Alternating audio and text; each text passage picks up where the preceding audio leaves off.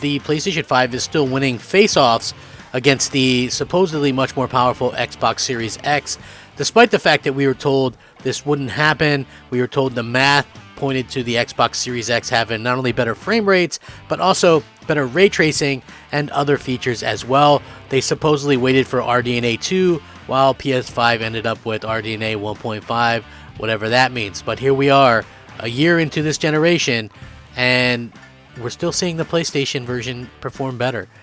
Weird. I can't wait to hear the excuses roll in. This is definitely a video you're not going to want to miss. Hey there everyone, I'm the Crapgamer, and of course this is Crapgamer Reviews, your home for gaming news, opinions, reviews, and much more. You'll probably notice a lot of the cool changes around here, but that shouldn't stop you from giving us a like and possibly consider subscribing if you haven't already done so. Thank you so much for choosing to spend some of your free time with me and my silly YouTube channel. Now, we know the Xbox Series X is powerful, over 12 teraflops. We were hyped up on this by a lot of different people, specifically YouTubers and things like that, and it's not so much really a knock on them. Obviously, they're going to do what's going to benefit them in terms of monetary money and reimbursements and things like that, and of course, they're going to get these things from Microsoft as well. And, you know, a fan base really wants to hear good things about the thing that they prefer. So, obviously, that's where a lot of this comes into play. We hear different things from these people. Now, the interesting thing is, one in particular tends to get away with saying whatever the hell he wants, and that's Dealer Gaming.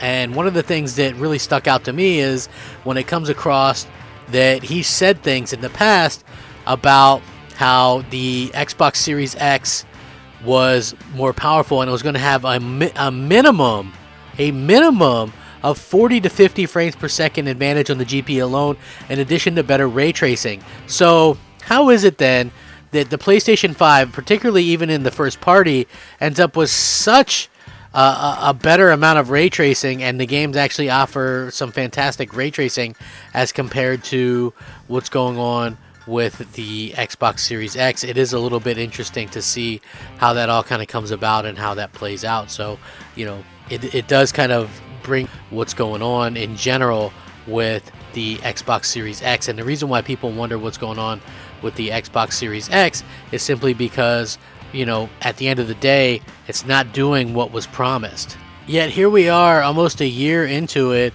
and the games are still coming out and giving the edge to the PlayStation 5. So there's a game called Ghost Runner, and then on the PlayStation 5, this game has an edge over the Xbox Series X in ray tracing and in 120 frames per second mode, which is very interesting to say the least. It's just so funny how this stuff ends up coming back to kind of bite people in the butt. And here's another instance of that. Pixel Wizards at Digital Foundry have been putting one more levels Ghost Runner through its paces on PlayStation 5, Xbox Series X, and the S, and it turns out that the version on Sony's home console has an edge in performance when it comes to ray tracing and the 120 frames per second modes.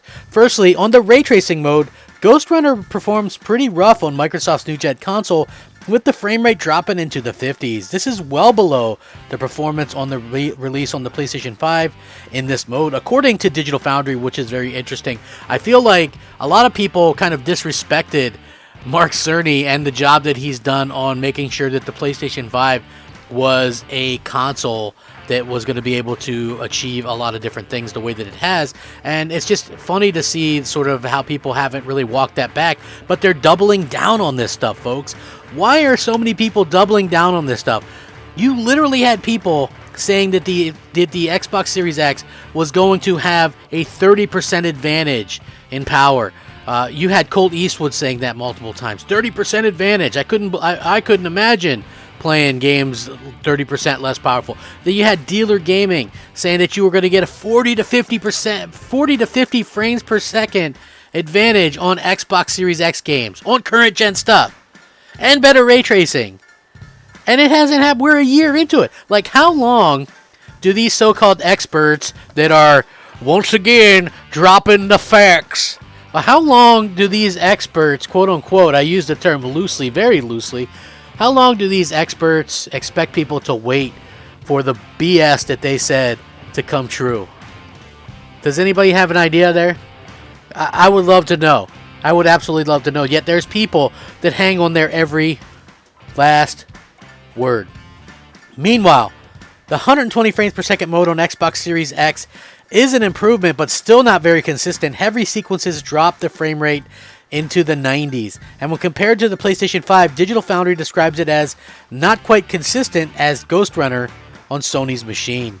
Ghost Runner was originally released on October 2020 for the PlayStation 4, Nintendo Switch, and Xbox One, and arrived for the PlayStation 5 and the Series X with a fresh coat of paint just this month.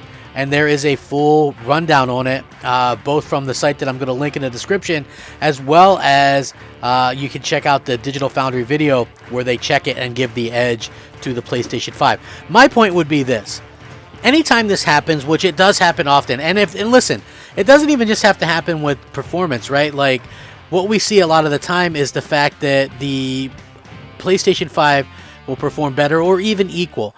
But I say, and I've been saying this for a long time, even an equal performance is a win for the PlayStation 5. And the reason why it's a win for the PlayStation 5 is quite simple.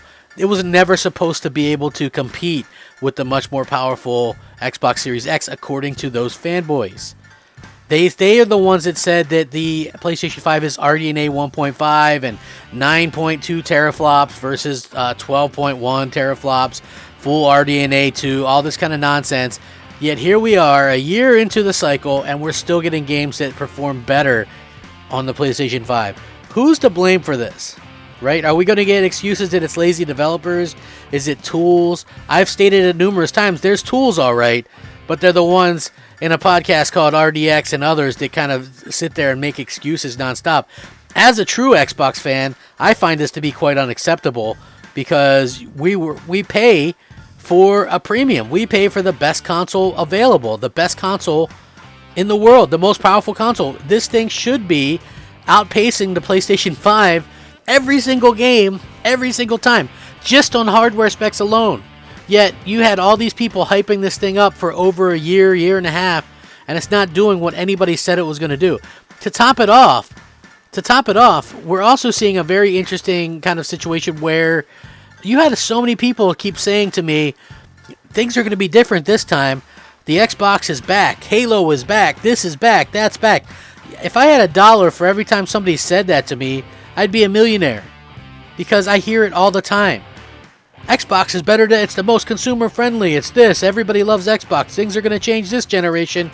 And then when we look at the generation, like I reported on yesterday, PlayStation is widening the gap. Widening not only the sales gap, but the money gap. Like, everybody was like, Microsoft's playing chess and Sony's playing checkers, and they're putting their stuff everywhere. You had people like Zalker, who is a PC gamer who hypes up Xbox just for the money. You had people like that always say that Xbox was about to own everything and do this and, digitally destroy PlayStation. And people were basing this stuff on what? They were basing it on the fact that Microsoft was claiming that there were 2 billion gamers that they were going to go after, and that these 2 billion gamers were going to jump all in on Xbox because of xCloud and all this kind of nonsense. But what you guys are finding out is that worldwide, Xbox means nothing to most people. And casuals aren't going to spend $180 a year to stream hardcore games, hardcore console games, to a phone, a tablet, a TV, or any of that stuff. They're just not going to do it. That 2 billion stuff, that was all a marketing ploy. That's all PR nonsense from Microsoft, right? It just is. And it's not the first time Microsoft's done that. Microsoft said that they were going to sell 200 million Xbox Ones. Microsoft said that Xbox 360 was going to reach 1 billion living rooms. They literally said that. Then they walked it back, right? It's not the first time they've done stuff like that. The interesting and funny part about this is so many people hyped this stuff up, claimed that Xbox... There were people that actually said and predicted that Xbox was going to win and sell more consoles. They're not even doing that in their own home territory. And then you get the excuse that the pandemic or, shortages, as if those things don't affect Sony, who has somehow managed to create a wider gap this generation than last generation. It doesn't make a whole hell of a lot of sense. But yet, you people will always sit there and go and try to trash me for being honest and suck up to people who basically lie to you for money in order to make you feel better about your purchase. I would love for Xbox to be the best box. Unfortunately, it's not the case anymore. They've really kind of dropped the ball. The lack of exclusives, the lack of the ability to take advantage of the hardware that they have. How in the world are they not being able to take advantage? I don't know what the deal is with that, but that's solely on Microsoft. They should be running circles around the PlayStation 5. I'm going to link all of this. Let me know what you think. If you enjoy the content, please consider liking, subscribing, all that good stuff. Rack 'em up, fact 'em up, crap gamer 'em up, crap gamer out. Turns out, the same people as always. Turns out, the same people as always.